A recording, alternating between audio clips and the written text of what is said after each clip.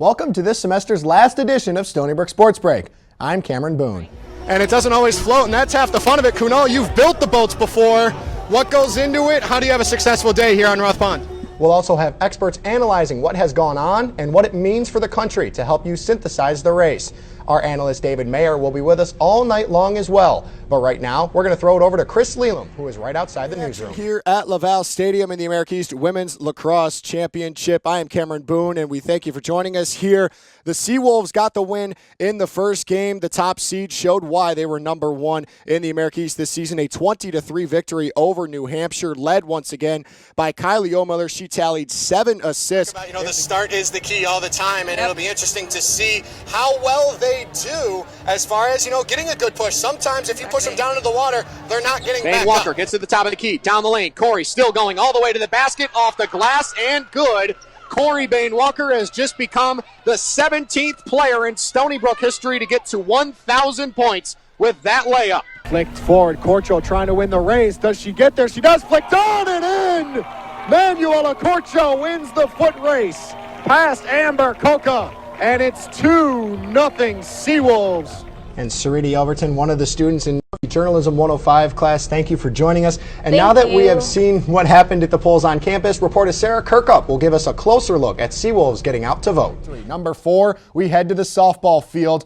Caitlin Coors out in right field, and she lays out, making a fantastic catch in their win over Hartford this past weekend. Number 3, Kylie O'Miller's known for behind the back, but how about this one against Marist? She goes back to the goal between the legs. Rolling it past the goalie, the Seawolves would roll past Marist. Number 2, Cal Daniels with a one-handed gorgeous catch in the end zone against Richmond. He does his best Odell Beckham Jr. impression with this one. McCarley's got it on the right wing, crosses into the lane, goes down the lane, lost it, and Scott Emilio's got it. Krista pushing 2-on-1 with Wingate. Oliver's defending. Back to Krista at the block. The layup is good. Timeout, Phil Stern.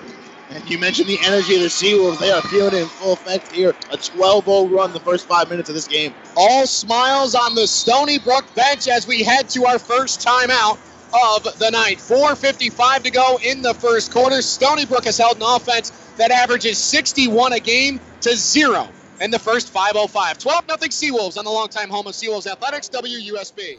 And control and really be on the ball for the last 5 minutes or so.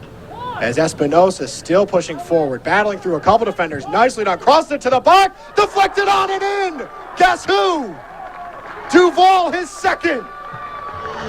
Could be Babylon Hot Dog. Battle of Long Island, battle number 1 goes to Kerry McCarthy, and we're underway, and it's up ahead. O'Miller one-on-one, and a great start for the home team. The market's actually getting pretty worried about a possible Donald Trump win, and we'll throw it back to you guys in the studio.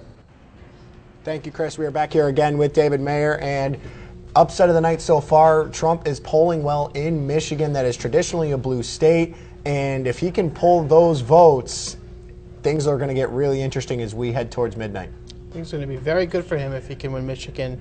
It's going to start building the case for 270. 5 votes here, Britt. What do you got? I got the Mojo Jojo vote. Not going to lie, that's got to be my favorite, at least artistically. So I'm going to pull for them in this race. It's tough to go against the Powerpuff Girls, that is for sure. A 5-vote heat. Number 6 underway here at Roth Regatta. Bain Walker gets a screen from Manor. Corey drives down the right side of the lane.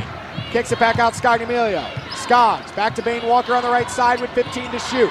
Corey gets a screen from Manor. Steps back. That's for the tie. Go!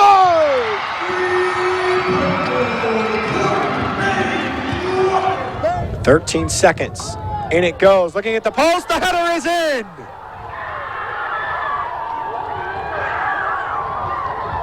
The set piece works. Andre Jonasson heads it into the far corner with 10 seconds left in the first half, and the Hawks on the road draw first blood.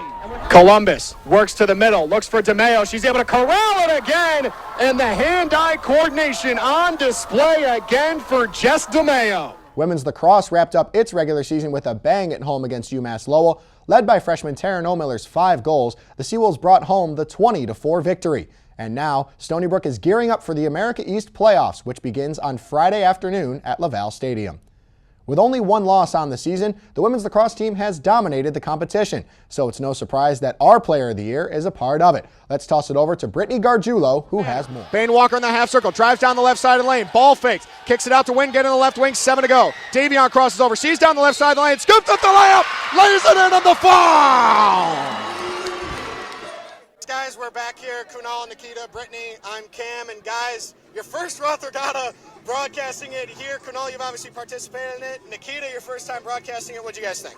I mean, I loved it. The energy is always great here at Roth Regatta. This is one of my favorite times of the year. I'm broadcasting it, getting to do play-by-play. There's no better feeling, no better job in the world here at Roth Regatta. What about you, Nikita?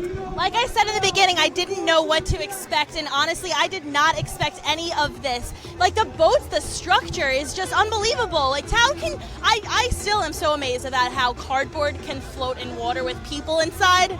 I mean, come on.